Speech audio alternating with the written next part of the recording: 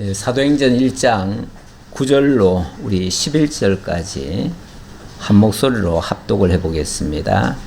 이 말씀을 마치시고 그들이 보는데 올려져 가시니 구름이 그를 가리어 보이지 않게 하더라. 올라가실 때에 제자들이 자세히 하늘을 쳐다보고 있는데 흰 옷 입은 두 사람이 그들 곁에 서서 이르되 갈릴리 사람들아 어찌하여 서서 하늘을 쳐다보느냐. 너희 가운데서 하늘로 올려주신 이 예수는 하늘로 가심을 본 그대로 오시리라 하였느니라. 아멘. 지난주 교회 서론과 8절까지를 함께 살펴보았습니다. 사도행전부터 요한계시록까지가 성령을 통한 그리스도의 천상 사역입니다. 그리스도께서 이 땅에서 직접 사역하신 내용, 그것이 바로 지상 사역이고요. 그것이 사복음서의 내용입니다. 그리고 사도행전부터 계시록까지는 부활 승천하신 예수께서 이 땅에 당신의 영 성령을 보내셔서 이 땅에 하나님의 나라를 이루시기 위하여 교회를 세우시고 그 교회를 중심으로 생육 번성시키시고 땅을 정복하게 하시고 그리고 마침내 주님께서 다시 오셔서 다스려 주실 것을 가르쳐 주시는 그러한 약속의 말씀입니다. 그 약속의 말씀 가운데 첫 번째 가장 먼저 되어질 약속의 말씀이 바로 성령의 세례 약속이었습니다. 성령 세례. 성령 세례. 그동안 성령이 없을 때에는 인간들이 자기의 육신적인 생각과 뜻대로 모든 것을 행하게 되는데 이제 성령께서 오시면 우리의 속사람을 거듭나게 하시고 하나님의 사람으로 우리의 근본을 바꾸어 주십니다. 그리고 죽었던 영을 살려서 영원한 생명으로 바꾸어 주시고 하나님의 나라를 소망하면서 살아갈 수 있도록 그렇게 약속을 하셨습니다. 그 성령께서 오셔서 세례를 베푸시고 성령 세례가 주어지면 완전히 새로운 삶을 살게 될 것이라고 예고를 하셨는데 그 약속의 말씀이 2장에 오늘 이제 2장까지 갈는지 모르겠지만 2장에 가보면은 그 역사가 이루어지게 되어집니다. 그리고 두 번째 약속은 복음의 증인 약속이었습니다. 6절로부터 8절까지였는데 성령이 임하시면 예루살렘과 유대와 사마리아와 땅끝까지 이르러 내 증인이 될 것이다 라고 하나님이 약속을 해주신 겁니다.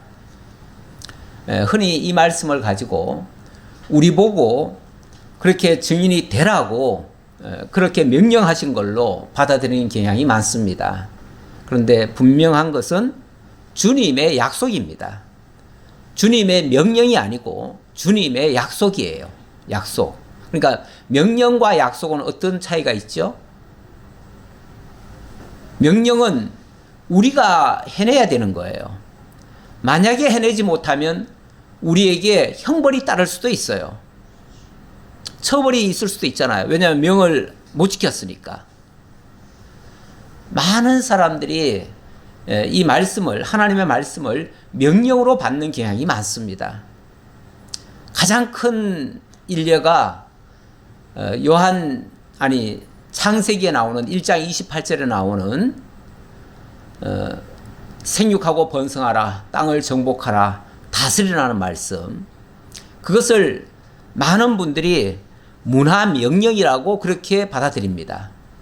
문화명령이라고 하면 문화라고 하는 것이 인간이 일구어 가는 것이니까 결국 인간 보고 하라는 뜻으로 받아들였고, 그것을 만약에 행하지 못하면은 우리는 하나님 앞에 죄를 짓는 것이 되는 거예요.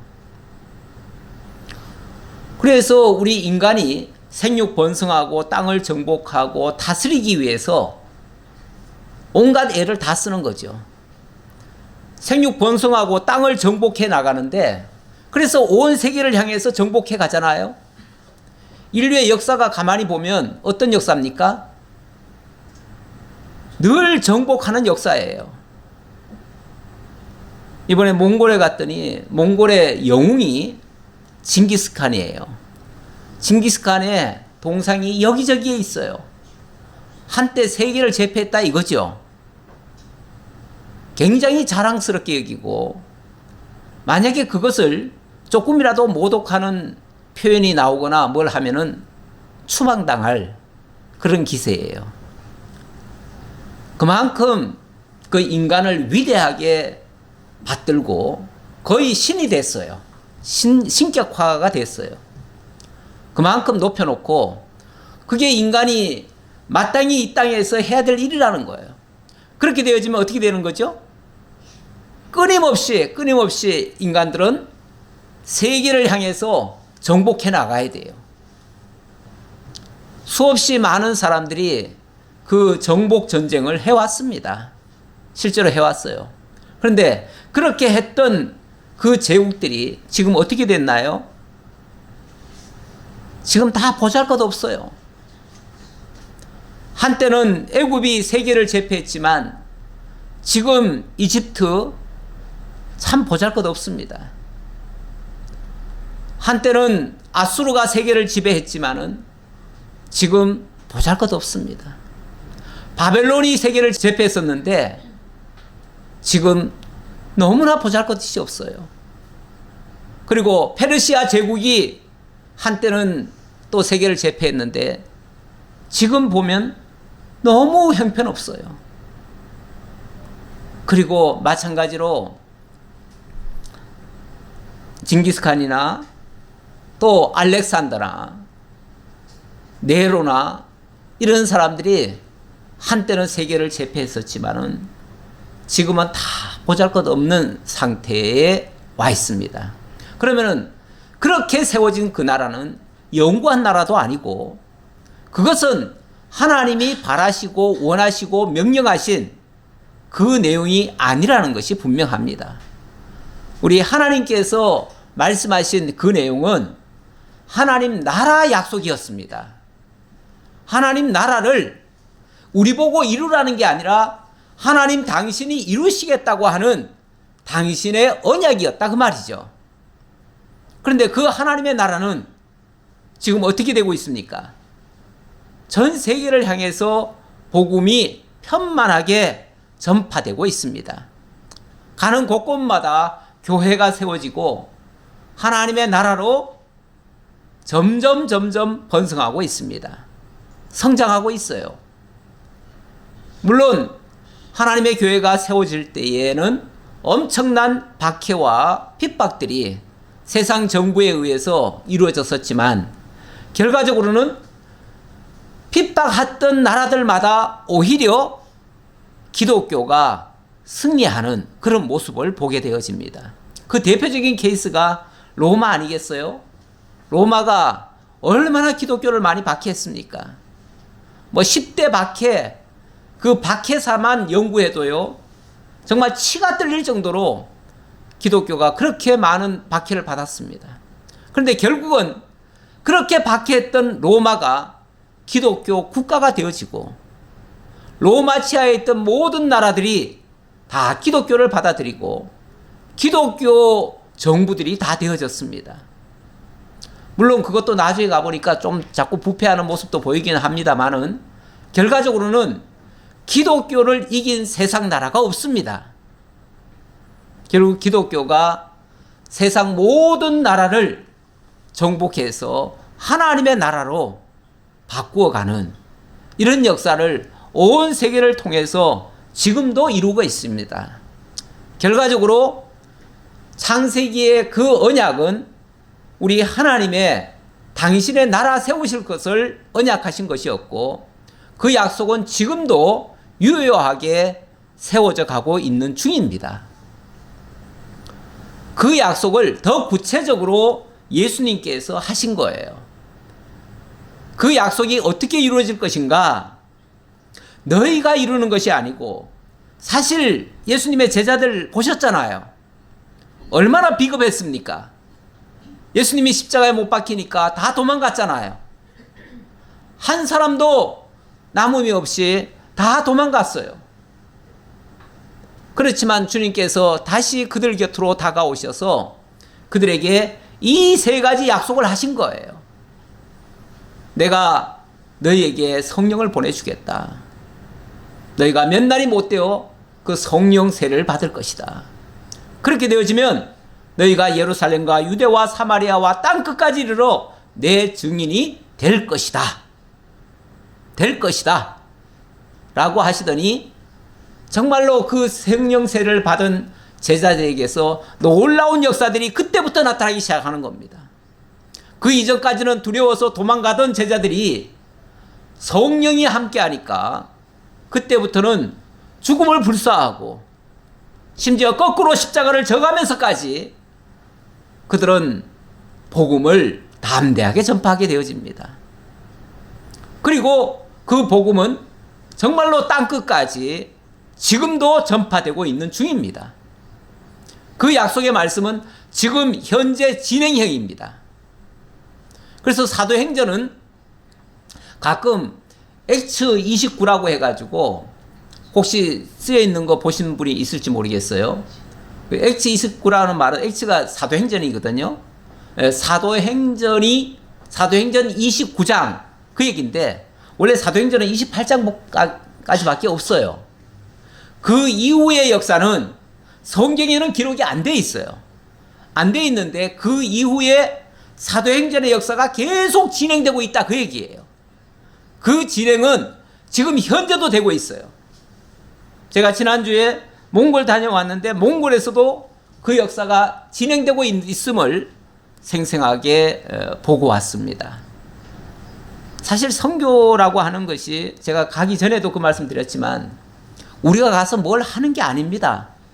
하나님이 어떻게 선교를 하셨는지, 어떻게 땅끝까지 복음이 전파되게 하시는지 하나님이 하신 일을 보고 오는 겁니다.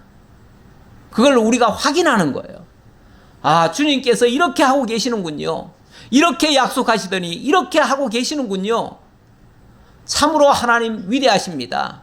그 하나님의 위대함을 발견하고 찬양하는 것이 선교의 목적이면 목적일 수 있습니다. 그래서 선교 가기 전에 우리는 거창한 계획을 세우지 않았습니다. 하지만 하나님께서 필요에 따라서 필요한 말씀도 주시고 역사하셔서 하나님이 원하시는 대로 선교가 이루어지도록 그렇게 역사하시는 모습을 보았습니다. 이것이 복음의 증인 약속입니다. 이거는 성령이 임하면 이런 역사가 있을 것이다 라고 했는데 그 역사가 실제로 온 세계를 향해서 이루어지고 있다 그 말이죠. 그래서 복음의 증거 약속이 제자들은 그때까지도 관심사가 이스라엘 나라에 대한 관심만 가지고 있었어요. 그래서 이스라엘 나라가 언제 회복되겠습니까? 라고 예수님께 질문했더니 예수님은 그 이스라엘 나라의 때와 기한은 아버지께 속한 것이라고 말씀하시면서 그것은 너희가 알 바 아니오 이렇게 말합니다. 세상 나라가 어떻게 되는 것은 너희가 알 바 아니오. 너희가 알 것은 약속한 성령이 임하면 너희가 예루살렘과 유다와 사마리아와 땅끝까지 이르러 내 증인이 될 것이다 라고 하는 이 사실, 이것을 명심해라 라고 하신 말씀을 약속하셨습니다. 그래 놓고 오늘 세 번째 약속은 예수님의 재림 약속입니다. 재림 약속. 재림 약속은 9절로부터 11절에 보니까 천사가 승천한 예수께서 다시 오실 것을 약속해 주는 장면입니다. 물론 예수님은 요 직전까지 사마리아와 땅끝까지 이르러 내 증인이 되리라 해놓고는 어떻게 하셨어요? 승천하신 거죠. 승천하셨어요. 승천하시니까 제자들이 예수님을 하염없이 쳐다봅니다. 하늘로 올라가셨으니까 하늘로 올라간 것을 하염없이 쳐다보고 있어요. 그러니까 천사가 왜 하늘을 쳐다보느냐 라고 하시면서 하는 말씀이, 하늘로 올라가신 그 예수는 다시 오실 거야. 그러니까 그 하늘 쳐다보지 마, 이 얘기예요. 그리고 나서 이제 너희가 할 일은 성령을 받아서, 쉽게 말하면 성령 세례를 받아서 땅끝까지 복음 전하는 일에 힘을 쏟아야 돼 라고 지금 일러주는 말씀이죠. 그래서 제자들이 다락에 모여서 말씀을 듣고 기도에 전념하는 장면이 12절로부터 14절에 나오고요. 그리고 15절로 20절에서는 베드로가 그 당시에 가장 이해할 수 없었던 사건, 그게 바로 유다의 배도 사건 아닙니까? 이 모든 일들이 유다가 예수님을 팔아먹음으로부터 시작해가지고 이 모든 사태가 벌어진 거 아니겠어요? 도대체 이런 일들이 왜 일어났을까? 언뜻 생각하면 인간적인 배신감에 치를 떨지요. 그렇지 않겠어요? 그리고 제자들끼리도 서로 네 탓이다 내 탓이다 하면서 서로 원망하고 불평하겠죠. 자칫하면 싸움박질 날 판이죠. 그런데 여기에 대한 분명한 성경적인 해석을 베드로가 해주고 있습니다. 그걸 통해서 그 문제를 깨끗하게 정리를 하는 거죠. 그리고 그 유다 사건은 쉽게 말하면 성경대로 되어진 거니까 그 사람은 그 일을 해야 마땅한 것이고, 그렇게 되어진 일 이후에 그럼 유다가 맡았던 그 사도직은 어떻게 할 것이냐 라는 문제, 이 문제에 대해서 그것은 성경에 타인이 맡기로 돼 있다. 그래서 다른 사람을 뽑아가지고 가룟 유다 대신 그 직분을 맡겨주는 그 일을 하고 있습니다. 쉽게 말하면 그 후속 처리를 하고 있는 거예요. 그 장면을 오늘 내용 속에서 살펴보도록 하겠습니다. 먼저 9절로부터 11절, 천사가 승천한 예수께서 다시 오실 것을 약속하는 장면인데요. 다시 한번 보겠습니다. 이 말씀을 마치시고 그들이 보는데 올려져 가시니 구름이 그를 가리어 보이지 않게 하더라.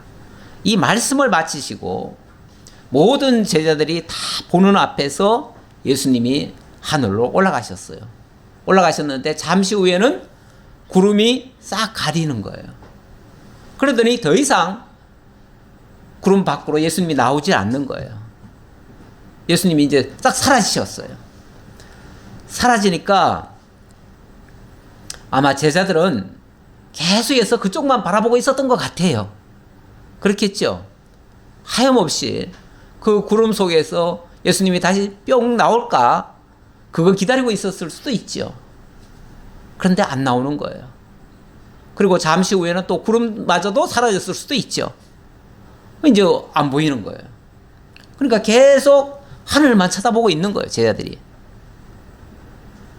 그러니까 올라가실 때 제자들이 자세히 하늘을 쳐다보고 있는데 계속 하늘만 쳐다보고 있었다, 그 얘기죠. 흰옷 입은 두 사람이 그들 곁에 서서 이르되 갈릴리 사람들아 어찌하여 서서 하늘을 쳐다보느냐. 천사가 하는 말이에요. 여기 지금 제자들이 다 갈릴리 사람들이잖아요. 그렇죠? 갈릴리 사람들아, 이 제자들아 그러지도 않네요. 갈릴리 사람들아. 갈릴리 사람들이라는 이 표현은요, 사실 좋은 말은 아니에요. 저 시골에서, 갈릴리가 그 당시 이방 접경 지역이었고 굉장히 못 사는 지역이었고 또 늘 이방 사람들에게 침략을 받아가지고 민족성도 흐린 사람들이에요. 그래서 오죽하면은 예수님이 갈릴리에서 왔다, 나사렛에서 왔다 그러니까 그 나다나엘이라는 사람이 그러잖아요. 갈릴리에서 나사렛에서 무슨 선한 것이 나겠느냐 이렇게 말하죠. 아우 나사렛 그 촌동네에서 뭐 대단한 사람이 나오겠느냐. 거기서 메시아가 오셨다 그러니까 무슨 메시아가 그런 데서 나오겠느냐. 굉장히 비하적인 표현이에요. 예수님이 제자들을 부를 때 보면요, 어떨 때는 베드로야 너는 베드로니 이렇게 표현하면서 베드로라고 딱 집어서 얘기할 때가 있고요, 어떨 때는 시몬아 이럴 때가 있어요. 시몬아 할 때는 대체적으로 보면 믿음 없이 행동할 때, 불신적으로 행동할 때. 시몬은 옛날 이름이거든요. 옛날 본 이름이에요.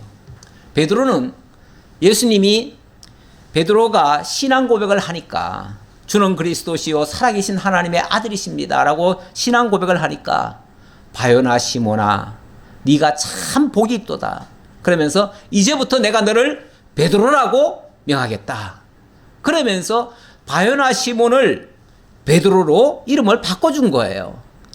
베드로는 어떤 의미에서 반석이란 뜻인데 믿음의 반석일 수 있고요, 견고한 자란 뜻이에요. 근데 나중에 보니까 또 믿음 없는 소리를 하잖아요. 그랬더니 다시 시몬아 또 이렇게 얘기하셔요.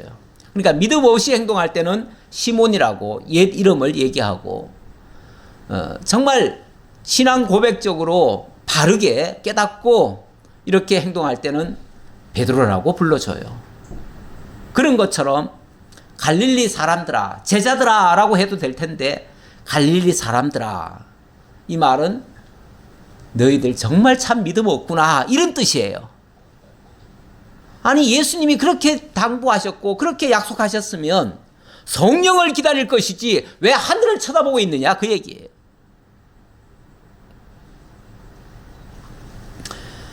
자, 그러면서 너희 가운데서 하늘로 올려주신 이 예수는 하늘로 가심을 본 그대로 오시리라 하였느니라.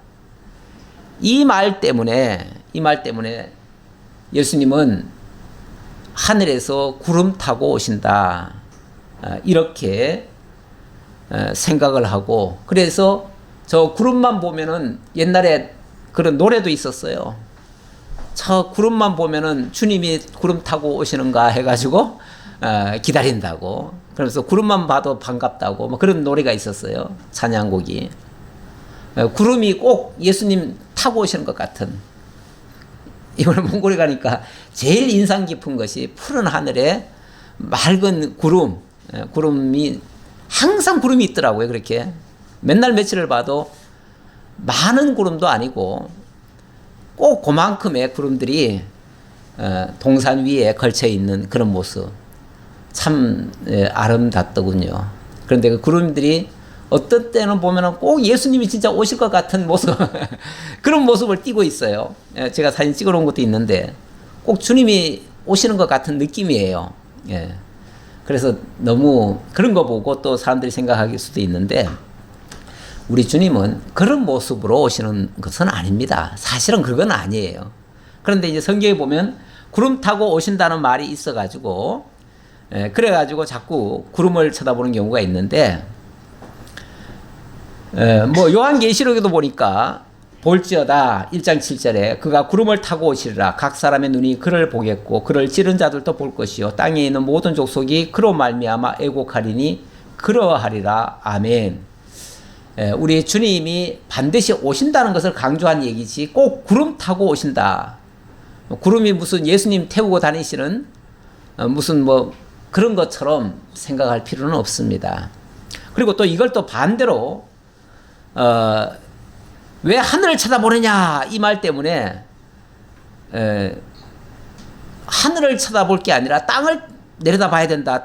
예수님은 땅에서 오신다 그래가지고 또 이걸 뒤집어 가지고, 그래서 이 땅에서 오신 자 중에 예수님이 있다 뭐 이러면서 은근슬쩍 자기가 바로 그 재림 예수다 라고 하는 사람들이 있어요. 제가 지난주에 한번 봤더니 여기도 보니까 있네요. 천국에 가까웠다. 재림 예수를 믿으라. 이 사람도 땅에서 난 사람인데 뭐 이런 식으로 하는 사람이 꽤 있어요. 많은 사람들이 뭐 내가 성령이다. 뭐 이런 것도요. 이 말을 또 뒤집어 가지고 왜 하늘 쳐다보느냐라는 말 때문에 땅에서 났는데 왜 하늘을 쳐다보느냐 이렇게 또 얘기했다고 하면서 땅에서 난 사람 중에 재림 예수를 자처하는 사람들이 제법 있습니다. 이 모든 것들이 그냥 문자 그대로 봐서 그렇습니다. 뭐 파스칼은 그 뭐 성경학자는 아니지만 그 사람이 성경 예수를 믿는 사람들한테 경계 삼아 한 말이 있더라고요. 기독교의 제일 큰 문제가 문자 그대로만 보는 사람들이다. 그리고 또 한 문제는 영적으로만 보는 사람들이다. 그 두 가지를 굉장히 경계했어요. 근데 저는 그 말이 맞는 것 같아요. 문자 그대로 그냥 봐가지고 문자 그대로 우리가 지켜야 된다 그러고 하는 사람들이 있어요. 문자 그대로 지키면 우리가 구약의 율법 그대로 지켜야 돼요. 소 잡고 양 잡아서 제사 드려야 돼요. 지금도.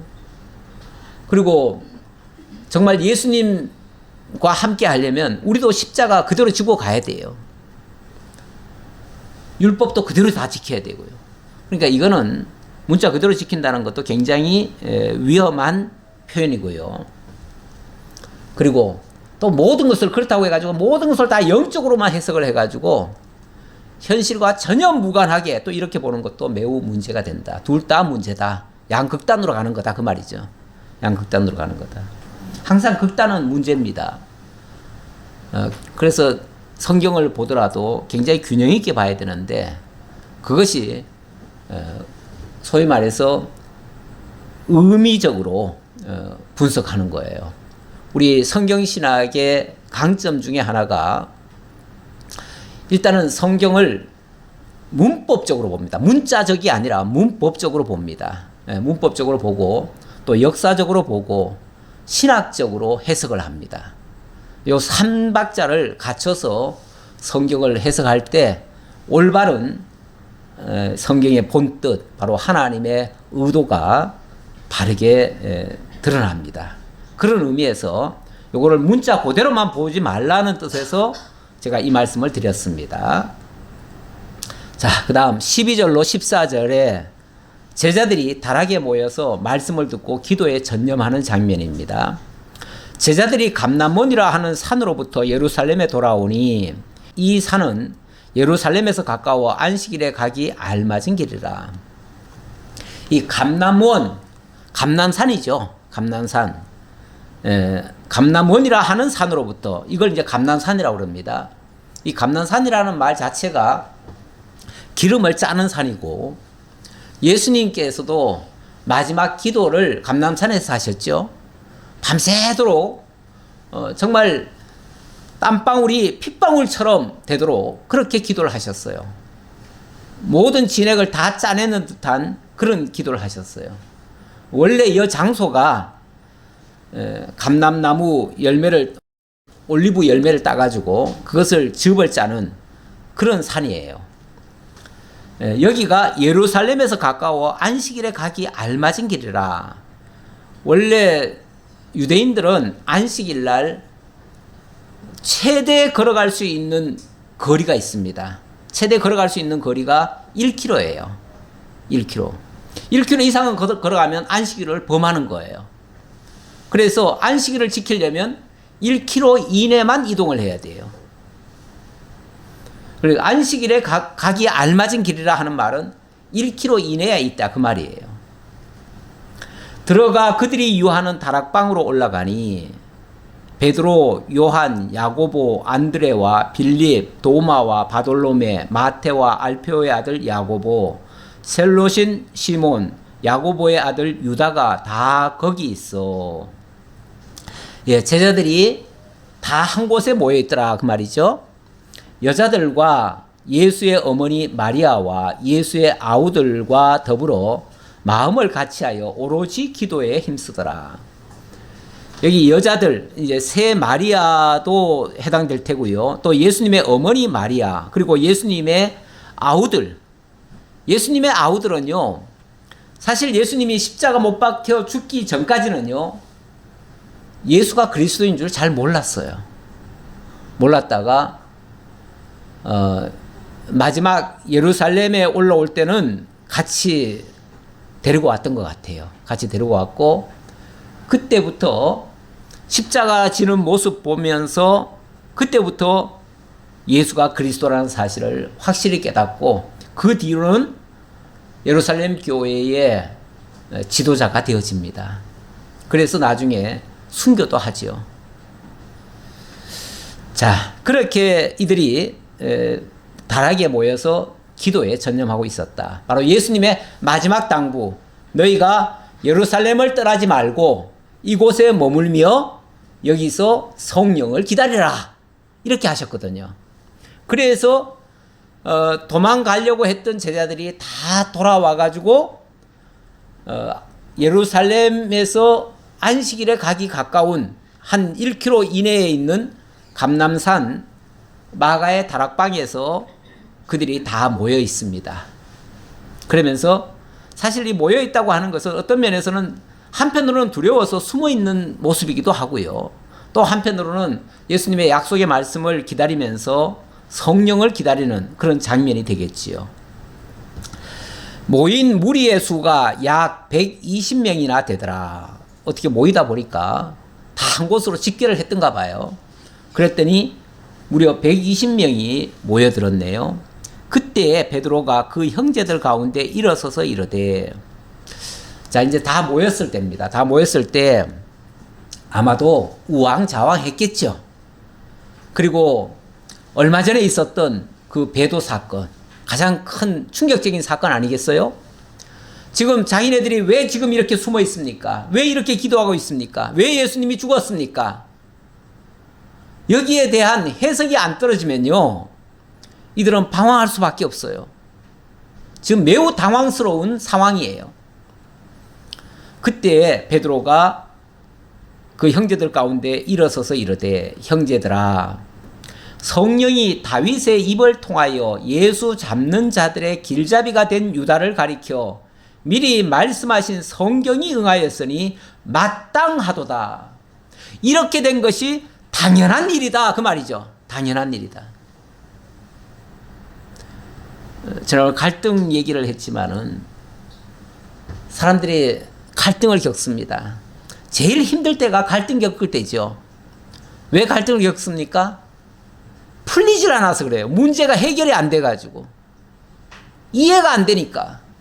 되어진 결과가 이해가 안 되는 거예요. 내 생각과 너무 달라요. 내가 바라던 대로가 아니에요. 내가 전혀 바라지 않던 방향으로 어떤 문제가 풀려져 가면 이해가 안 돼서 갈등을 겪어요. 그게 우리에게 스트레스로 다가온다고 그러더라고요. 그게 모든 만병의 근원이에요. 모든 만병의 근원은 스트레스라는 말도 있잖아요. 그 스트레스는 더 거슬러 올라가 보면 해석을 못해서 그래, 해석을. 모든 문제에 대한 해석이 안 되면 결국 인간은 머리가 터져요. 머리 터지게 아파요. 고통을 느껴요. 여기에 대한 정확한 해석을 지금 베드로가 해주는 겁니다. 해주면서 뭐라고 그러냐면, 가룟 유다 그렇게 된 거 당연한 거야, 그 말이에요. 당연한 거야. 마땅히 그렇게 돼야 되는 거야. 그러니까 그 일이 잘했다는 얘기는 아니지만, 그러나 마땅히 그렇게 되었어야만 했다라는 뜻이에요. 그렇게 되면 우리 생각과는 좀 다르더라도 그래도 하나님의 뜻대로 되어졌다고 하는 거기에 모든 그 어려움이 해소가 되어지는 것이죠. 이 사람은 본래 우리 수 가운데 참여하여 이 직무의 한 부분을 맡았던 자라. 예, 그렇죠. 가룟 유다가 예수님의 12 제자 중에 참여해서 아주 중요한 직무 하나를 맡았던 사람이에요. 그런데 그 사람이 18절에 보니까 이 사람이 불의의 싹으로 밭을 사고 후에 몸이 곤두박질하여 배가 터져 창자가 다 흘러나온지라. 아마도 이 소식을 들은 것 같습니다. 다시 들려오는데 가룟 유다가 예수님을 배반한 것도 충격적인데 그 이후에 이 사람이 갑자기 또 뉘우쳐요. 그렇죠? 뉘우치는 것 같아요. 뉘우치면서 내가 죄 없는 사람을 잘못 팔았다 그러면서 대제사장에 가가지고 받은 30냥을 도로 내놔요. 내놓으면서 내가 죄 없는 무죄한 자를 내가 팔았다. 그러니 이거 받고 쉽게 말하면 없던 일로 해줘라. 뭐 그랬겠죠. 그랬더니 필요 없다. 그러면서 네가 당하라. 뭐 이런 식으로 대제사장이 배척을 한 거죠. 그러니까 대제사장은 아니 목적이 예수 잡아 죽이려고 했던 사람들인데 가룟 유다가 그 일을 변심해 가지고 바꾼다고 해 가지고 그 말 들어주겠어요? 안 들어주죠. 안 들어주니까 가룟 유다가 너무나 그 마음이 아파 가지고 그 돈을 그냥 성전 안에다 집어 던져놔 버려요. 던져놓고 그리고 그 길로 산에 올라갔어요. 그리고 목을 맸어요. 목을 맸는데 여기는 지금 뭐라고 표현이 나왔냐면 이 사람이 불의의 싹으로 밭을 사고 후에 몸이 곤두박질하여 배가 터져 창자가 다 흘러나왔다. 굉장히 죽어도 아주 비참하게 죽은 모습이 나왔죠. 근데 분명히 우리 사복음서에서는 뭐라고 되어 있냐면은 목을 맸다까지 나와요. 목을 맸다. 뒤에 뭐 떨어져 가지고 창자가 터져 나왔다 이 소리는 여기서 나온 거예요. 그러니까 베드로가 그 이후에 사실을 들은 거예요. 소식을 들은 거예요. 듣고 나니까 사람들이 막 웅성웅성 할 거 아니겠어요? 그러니까 거기에 대한 해석을 해주는 거예요. 그러니까 이제 그 상황으로 보면 그렇습니다. 일단 30냥을 집어 던져놓고 그냥 나와버렸어요. 나오니까 그 성전 안에 들어온 돈을 원칙은 쉽게 말하면 저 연복기에다 넣어야지요. 넣어야 되는데 이게 지금 사람을 판 값이잖아요. 그렇죠? 사람 목숨값이잖아요. 목숨값을 거룩한 하나님의 전에 놔둘 수 없다 해가지고 그 돈을 가지고 가가지고 제사장이 밭을 하나 샀어요. 밭을 사가지고 이 밭에다가 그냥 나그네들 공동묘지를 만들었어요. 그래서 공동묘지, 그러니까 이름 없이 죽어간 사람들, 그 사람들 그 묻으라고 공동묘지를 하나 만들었어요. 이게 이제 불의의 싹으로 밭을 산 거예요. 그런데 그 뒤에 이제 가룟 유다는 목을 맸잖아요. 그리고 목을 맨 거를 아마 누가 잘랐는지 아니면 지가 떨어졌는지 그거는 정확히 모르나 어쨌든 그 나무에서 떨어진 거예요. 떨어졌는데 떨어져 가지고는 그냥 창자가 터져버렸어요. 배가 터져버렸어요. 그러니까 창자가 다 흘러나왔지요. 죽어도 가장 비참한 모습으로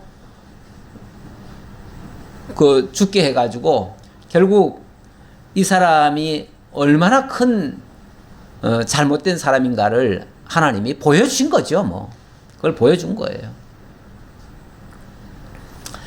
자, 이 일이 예루살렘에 사는 모든 사람에게 알려져 그들의 말로는 그 밭을 아겔다마라 하니 이는 피밭이라는 뜻이라. 밭이라도 이거는 피값으로 산 밭이기 때문에 결국 피밭이다 그 말이죠. 예, 여기에 대한 그 마태복음의 증언이 있네요. 마태복음의 증언을 보니까 27장 5절에 유다가 은을 성소에 던져놓고 물러가서 스스로 목매어 죽은지라. 대제사장이 그 은을 거두며 이르되 이것은 피값이라 성전고에 넣어둠이 옳지 않다 하고 의논한 후 이것을 토기장이의 밭을 사서 나그네의 묘지를 삼았으니 그러므로 그 밭을 피밭이라 일컫느니라. 이렇게 되어졌다라고 하는 사실을 이 베드로가 거기에 대한 그 과정 이야기를 다 하면서 이것이 성경대로 되어졌다라고 하는 말이에요. 그리고 이 유다가 왜 그 일을 해야 되는가에 대한 그것이 결국은 성경대로 되어졌다라고 했는데 성경이 응하였다라고 했으니까요. 그럼 성경에 어디에 그런 예언이 되어 있는가? 시편 41편 9절에 보니까요. 내가 신뢰하여 내 떡을 나눠 먹던 나의 가까운 친구도 나를 대적하여 그의 발꿈치를 들었나이다.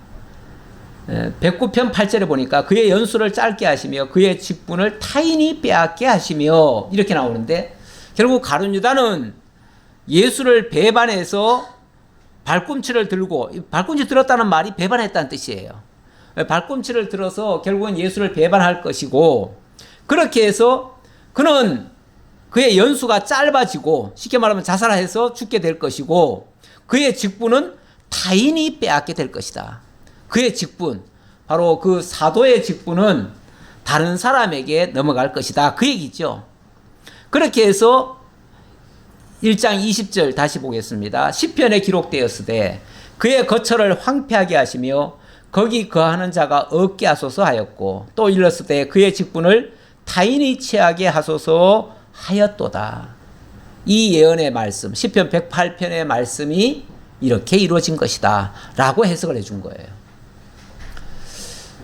예, 모든 되어진 일들은요 우연히 되어진 것 같지만, 그리고 갑자기 격분해서 사고가 일어난 것 같지만 결과적으로는 하나님의 미리 예정하신 대로, 뜻하신 바대로 되어진 것이다 라는 말씀입니다. 자, 그리고 21절로 26절 이렇게 해서 유다의 직분은 성경의 예언대로 타인이 맡게 된다고 했고, 그렇게 되어지는 장면이 소개되고 있습니다. 1장 21절입니다. 이러함으로 요한의 세례로부터 우리 가운데서 올려서 가신 날까지 주 예수께서 우리 가운데 출입하실 때에, 자, 요한의 세례로부터 그리고 주 예수께서 우리 가운데 출입하실 때에 예수님의 제자가 되려고 하면 몇 가지 조건이 있어야 돼요. 그 조건 중에 하나는 일단 예수님과 함께 동행을 했어야죠. 그렇죠? 예수님을 직접 보았거나 직접 함께 움직였던 사람이어야 그 자격이 돼요. 물론 예수님이 직접 뽑으면 가장 좋지만 이미 예수님은 부활 승천하셨기 때문에 결국 제자들이 뽑아야 되는데, 제자들이 뽑으려고 하면 이런 근거에 의해서 뽑는다 그 얘기죠. 예. 그래서 요한의 세례로부터 우리 가운데서 올려져 가신 날까지 함께 있었던 사람, 그 사람을 뽑겠다 그 말이죠. 요한의 세례라고 하는 것이 예수님의 공생의 시작 때부터 요한도 같이 일을 했거든요. 그러니까 거의 같다고 볼 수 있고요. 항상 우리와 함께 다니던 사람 중에 하나를 세워 우리와 더불어 예수께서 부활하심을 증언할 사람이 되게 하여야 하리라 하거늘, 이런 사람 중에서 제자를 뽑아야 된다라고 어떤 조건을 제시하니까 그들이 두 사람을 내세우니, 하나는 바사바라고도 하고 별명은 유수도라고도 하는 요셉이요, 하나는 마띠아라.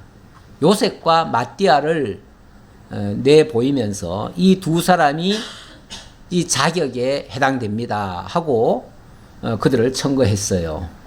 청거하니까 24절 그들이 기도하여 이르되 뭇사람의 마음을 아시는 주여, 이 두 사람 중에 누가 주님께 택하신 바 되어 봉사와 및 사도의 직무를 대신할 자인지를 보이시옵소서. 이제 직임자를 뽑으면서 하나님 앞에 기도하는 겁니다. 기도하는데 누가 주님께 택하신 바 되어 봉사와 및 사도의 직무를 대신할 자인지 이렇게 표현했어요. 그러니까 이 직무는 봉사의 직무예요. 1차적으로 봉사의 직무고 2차적으로는 사도의 직무다. 이제 봉사와 사도직 이 두 가지 직무가 가장 중요한 역할인데, 유다는 이 직무를 버리고 제 곳으로 갔나이다 하고, 제비 뽑아 마띠아를 얻으니 그가 11사도의 수에 들어가니라. 일단 그렇게 기도한 후에는 제비를 뽑았다고 합니다.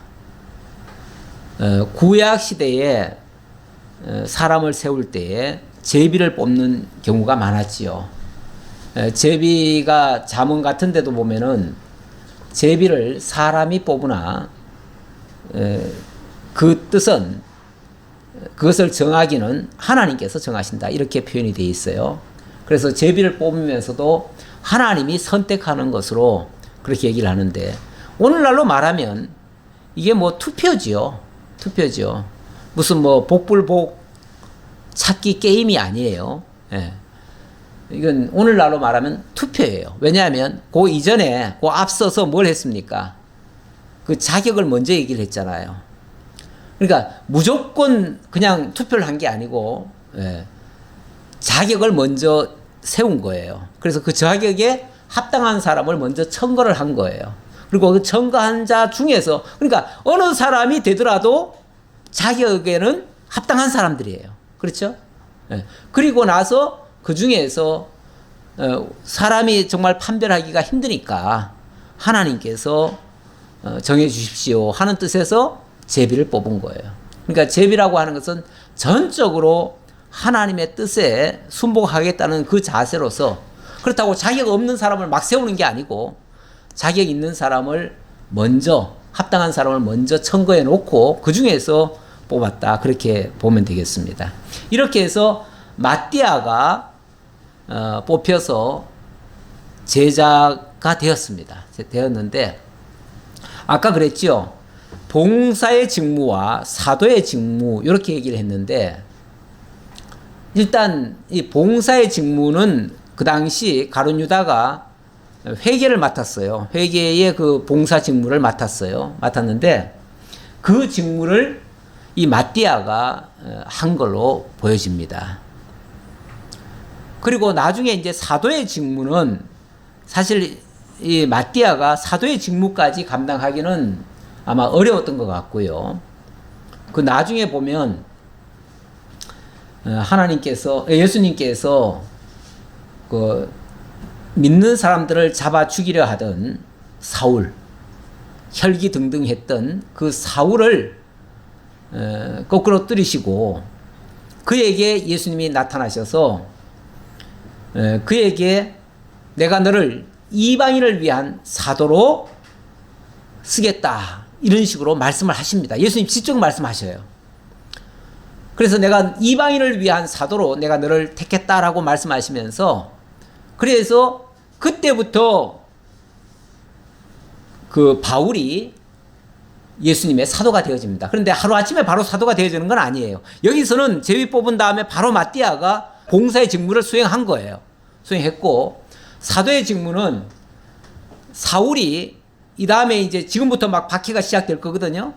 그때부터 엄청난, 소위 말해서 예수 믿는 사람들을 잡아 죽이던 사람이에요, 바울은. 그런 사울이죠, 사울. 그런데 그를 예수님께서 한순간에 바꾸셔가지고 그를 아라비아 광야로 가게 하십니다. 그리고 거기서 3년간을 훈련을 받게 합니다. 하루아침에 되는 거 아니에요. 3년간 정말 아라비아 광야에서, 마치 세례 요한이 그 메뚜기와 석청을 먹고 그 광야에서 세례를 베풀었던 것처럼 이 사울도 그렇게 훈련을 시킵니다. 그런 다음에 돌아와서 바로 사도의 직무를 수행하게 되어집니다. 그래서 육적인 봉사의 직무는 이 마띠아가 하고, 영적인 사도의 직무는 바울이, 나중에 예수님이 사울의 이름을 바울로 바꾸시잖아요. 그래서 이제 사도로 정식으로 예수님이 함께 해주신 거예요. 그러니까 사도의 자격 중에 예수님과 동행을 해야 되는데 예수님을 직접 본 적이 없잖아요. 그때 처음 봤어요. 처음 봤고, 그 다음에 이제 그 사울의 그 사도성에 대해서 의심을 하는 사람이 그래서 초기에 많았는데 나중에 사도 바울이 그렇게 변명을 하지요. 자기가 아라비아 광야에 있으면서 그야말로 삼층천을 다녀왔다고요. 그러면서 거기서 주님을 직접 만났고 주님과 더불어 정말 이 세상에서 들을 수 없는 모든 말씀을 다 들었노라고 얘기를 해요. 언뜻 들으면 약간 사이비 같죠? 요즘 만약에 누가 그렇게 주장하면 그 사람 사이비예요. 네, 사이비인데 이 당시는 계시 때예요. 계시 시대예요. 그렇죠? 계시 시대고 지금은 계시 완료된 시점이기 때문에 계시가 완료된 이후에 그런 소리 하면은 그건 잘못된 겁니다. 근데 계시가 지금 한창 주어지고 있는 시절에는 주님께서 직접 그렇게 현현도 하셔요. 그리고 실제로 사도 바울 같은 경우는 삼층천을 갔다 왔어요. 그래가지고 그래서 자기가 그때부터 정말 목숨 내걸고 그냥 복음만 전하는 거예요. 그 이전까지는 예수 믿는 사람들 잡아 죽이던 사람인데 우리 주님이 이렇게 바꾸어서 사용을 하시는 거예요. 그러니까 이게 바울이 했다고 말할 수가 없어요. 바울은 절대 그렇게 할 사람이 못 돼요. 근데 누가 한 거예요? 성령이 그렇게 하신 거예요. 성령이 그에게 임하고 나니까 그게 성령 세례 아닙니까? 그 성령 세례를 받고 나니까 완전히 180도 바뀌어서 그런 역사를 하게 되어지더라 그 말이죠. 자, 제가 오늘 결론적인 말씀 한 구절 읽고 마치겠는데요. 예레미야 31장 31절 말씀을 가져왔습니다. 이거는 구약 시대에 장차 새 언약을 통해서 하나님께서 하실 일을 가르쳐 주시는 내용인데요. 가장 큰 언약이 무엇인가? 가장 큰 언약 31장 31절에 보니까요. 여호와의 말씀이니라 보라 날이 이르리니 내가 이스라엘 집과 유다 집에 새 언약을 맺으리라. 이 언약은 내가 그들의 조상들의 손을 잡고 애굽 땅에서 인도하여 내던 날에 맺은 것과 같이 아니할 것은 내가 그들의 남편이 되었어도 그들이 내 언약을 깨뜨렸음이라. 여호와의 말씀이니라. 구약 시대 때 하나님이 약속하셨던 것, 그 언약을 이스라엘 백성들은 하나도 안 지켰다 그 말이에요. 안 지켰기 때문에 그걸로 말미암아 그들이 다 멸망을 해야 되겠지만 그러나 그날 후에 내가 이스라엘 집과 맺을 언약은 이러하니 곧 내가 나의 법을 그들의 속에 두며 그들의 마음에 기록하여 나는 그들의 하나님이 되고 그들은 내 백성이 되리라 될 것이라. 여호와의 말씀이니라. 이제 하나님과 당신의 백성들 사이에 아버지와 아들 관계, 왕과 백성의 관계, 이런 관계로 만들어주겠다 그 말이죠. 이렇게 해서 이것은 바로 성령이 임하고 나서 성령으로 말미암아 우리의 속사람을 거듭나게 해서 이렇게 할 것이다 그 말이에요. 이 세상에서 어떤 큰 역사를 기대하지 마시고 하나님께서 우리와의 관계를 이렇게 회복할 것이라고 하는 이 사실에 명심하시고요. 이것보다 더 큰 언약이 없습니다. 하나님이 우리와 함께 하시겠다고 하는, 영원히 우리와 더불어 사시겠다고 하는 이 언약보다 더 큰 언약이 어디 있습니까? 이 언약이 오늘 우리에게 임하여서 성령으로 말미암아 우리가 하나님의 아들이 되어지고 하나님이 우리의 아버지가 되어지고 우리가 그 아버지 하나님과 더불어 영원히 함께 천국을 누리게 되는 우리 모두가 되었음을 기억하시면서 감사하는 마음으로 함께 하시기를 바랍니다. 기도하겠습니다. 감사합니다. 하나님, 오늘도 주님께서 약속하신 말씀대로 성령이 임하여 속사람을 바꾸고 하나님의 사람으로 하나님의 나라를 이루어 가신다고 하는 이 약속의 말씀이 이루어짐을 깨닫게 되었습니다.